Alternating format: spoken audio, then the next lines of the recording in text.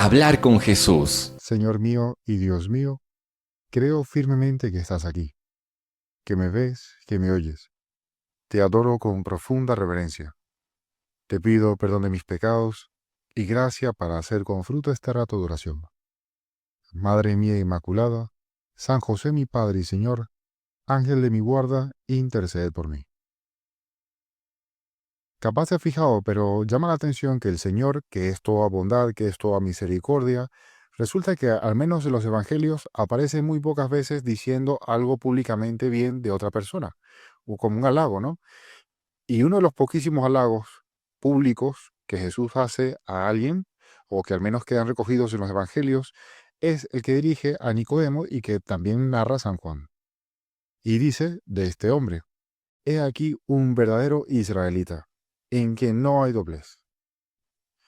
Claro, tiene que llamar la atención porque si de los pocos halagos que aparecen públicos, uno es este, el que el Señor reconoce que aquel hombre es de una sola pieza, resulta que nos hace concluir, con toda razón, que a Dios no le gustan las hipocresías. Porque, entre otras cosas, para Dios no tiene sentido alguno la hipocresía, porque Él todo lo ve. ¿A quién va a intentar engañar? Y dice directamente por boca del profeta Isaías: Este pueblo me alaba con la boca y me honra con los labios, pero su corazón está lejos de mí. Él le duele que personas que deberían vivir con una fe sobrenatural tan marcada, con una certeza de que Dios todo lo ve, pues deberían vivir también así, de una sola pieza. Y está claro entonces que Dios repudia esa ruptura que puede haber entre la intención de la persona y lo que hace la persona. Y en esta clave inicial vamos a meditar el Evangelio que nos propone la Iglesia para la misa del día de hoy. Dice el evangelista: El que os dé a beber un vaso de agua porque ustedes son de Cristo, en verdad les digo que no se quedará sin recompensa. Obviamente, dar un vaso de agua a quien lo necesite es de por sí una cosa buenísima, algo que incluso es de sentido común, que el agua no se niega. Pero además, hacerlo con la intención de amar a Dios también, ese pequeño detalle, en realidad potencia la bondad de esa acción. Por eso Jesús nos invita a cuidar especialmente las intenciones de lo que hacemos. Eh, Porque nuestras acciones tantas veces deberían reflejar esa intención. Que haya una unidad verdadera. En ese mismo Evangelio de hoy dice: El que escandalice a uno de estos pequeñuelos que creen, más le valdría que le encajasen en el cuello una piedra de molino y lo echasen al mar. Y ciertamente aquí el Señor se está refiriendo a un cristiano que capaz no con la intención mala, resulta que se produce en su vida esa ruptura entre lo que intenta, lo que quiere y lo que hace. Hay que tener especial cuidado. Esto se parece muchísimo a esa sentencia popular: no basta con ser bueno, sino hay que parecerlo.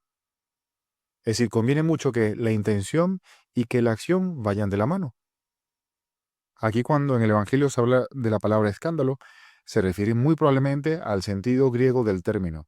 No es el sentido de escándalo de quien hace mucho ruido, sino escándalo que en el sentido griego, la palabra también en griego es escándalon, se refiere a todo obstáculo o toda trampa que haría caer a una persona, que haría tropezar. Y después en sentido segundo, se refiere a todo acto o conducta que haga caer a los demás en el mal. En todo caso, a Dios lo que no le interesa es que hagamos las cosas pensando en lo que pensarían los demás, sino preguntarnos constantemente: ¿cómo puedo yo amar más a Dios con estas decisiones que estoy tomando habitualmente, por muy pequeñas que parezcan? Y obviamente, ante los ojos correctos, la acción va a reflejar esa intención. Hay un secreto para esto, para vivir así, y es el trato constante con Jesús. Porque tratar muchísimo a Jesús facilita que uno viva con esa actitud. El cristiano que se decide a amar a Dios con todas sus fuerzas, poco a poco va adquiriendo esa finura de alma, ese hábito de preguntarle con frecuencia a Dios en la oración: ¿qué harías tú, Jesús, en mi lugar? ¿Cómo reaccionarías? ¿Qué responderías a esta persona? ¿Qué decidirías tú en este asunto? Y esto para las cosas grandes, pero también para las cosas más pequeñas de cada día. Y en el fondo es vivir con esa tranquilidad y esa paz de saber que el criterio último de toda mi vida es saber que la única opinión que me importa es la de Dios.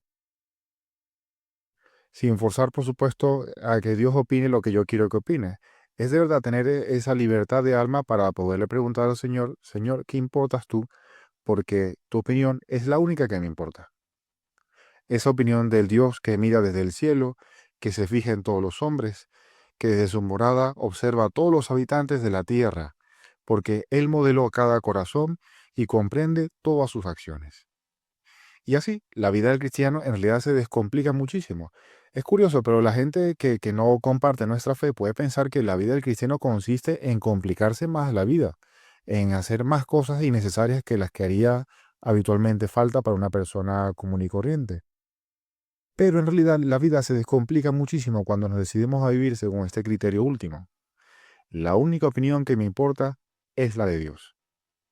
Así, incluso las decisiones más radicales adquieren todo el sentido del mundo, como por ejemplo también plantea el Evangelio del día de hoy. Si tu mano te induce a pecar, córtatela. Más te vale entrar manco en la vida que ir con las dos manos a la gehenna, al fuego que no se apaga. Y si tu pie te induce a pecar, córtatelo. Más te vale entrar cojo en la vida que ser echado con los dos pies en la gehenna.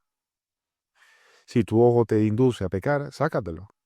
Más te vale entrar tuerto en el reino de Dios que ser echado con los dos ojos a la gehenna, donde el gusano no muere y el fuego no se apaga.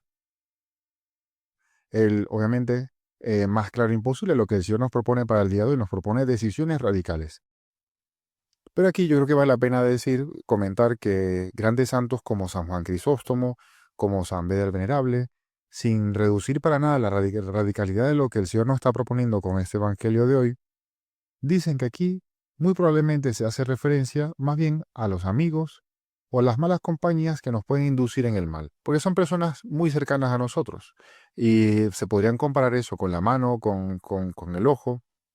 Tiene sentido porque previamente en este mismo evangelio Jesús venía hablando de evitar el peligro de inducir nosotros a los demás en el escándalo, en el mal, con nuestra mala conducta.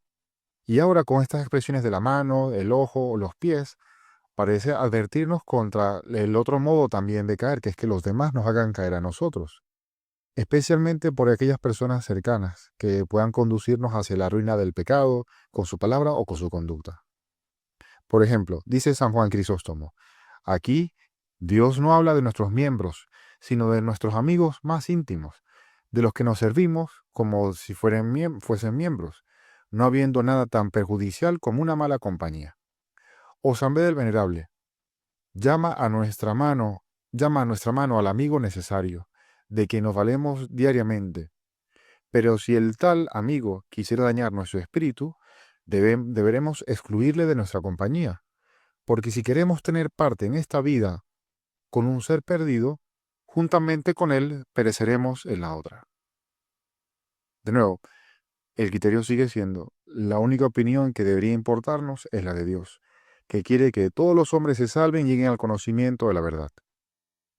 Dios nos quiere de una sola pieza, sin sucumbir a la presión social, sin dejarnos engañar por esa mal llamada mentirilla blanca, sin condescender con los alfilerazos de la vanidad, a los argumentos de la soberbia. Dios, que es nuestro Padre, todo lo ve. Y su opinión, que es el ritornelo de este rato de oración, su opinión es la única que nos importa. Es vivir según la opinión de Dios. En realidad nunca ha de volverse entonces una angustia ni una ocasión de escrúpulos, porque sabemos que tenemos un Padre buenísimo que no nos va a pedir nada que exceda nuestras posibilidades. Y así, el panorama de la vida del cristiano es excelente, es optimista, es positivo, es de que en todo ve oportunidades de amar y de ofrecer a los que le rodean también un ejemplo y un modelo positivo y optimista de afrontar las cosas. Y es precisamente con esta consideración con que termina el Evangelio del día de hoy. Si la sal es buena, pero si la sal se vuelve sosa, ¿con qué la salaréis?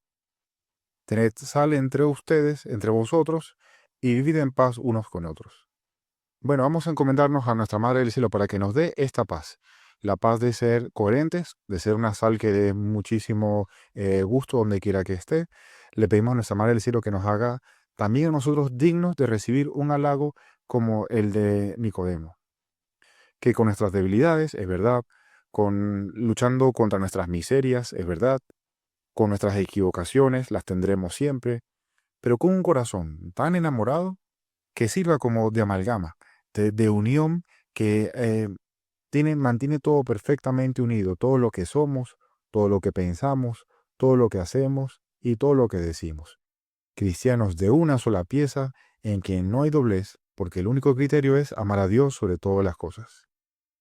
Te doy gracias, Dios mío, por los buenos propósitos, afectos e inspiraciones que me has comunicado en esta meditación. Te pido ayuda para ponerlos por obra. Madre mía Inmaculada, San José mi Padre y Señor, Ángel de mi guarda, interceded por mí.